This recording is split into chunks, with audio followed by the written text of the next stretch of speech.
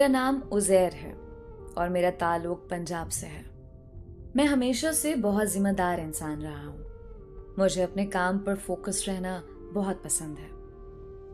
मैंने ज़िंदगी में कभी अपना वक्त ज़ाय नहीं किया और बाकी लड़कों की तरह लड़कियों के पीछे भाग भाग कर खुद को ज़लील नहीं किया।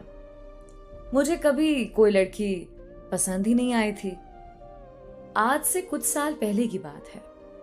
मैं अपनी वालिदा के साथ अपने रिश्तेदारों की शादी पर कराची गया। वहां पर मेरा पूरा खानदान इकट्ठा था। बहुत सारे कजिन्स, दूर परे के रिश्तेदार, मुझे जिनका पता भी नहीं था कि ये लोग भी मेरे रिश्तेदार हैं। बहुत लोग आए हुए थे और उस सारे फंक्शन में मेरी नजर एक लड़की पर पड़ी जो कि मेरी दूर परे की कजिन थी। उस लड़की को देखकर तो शायद मेरी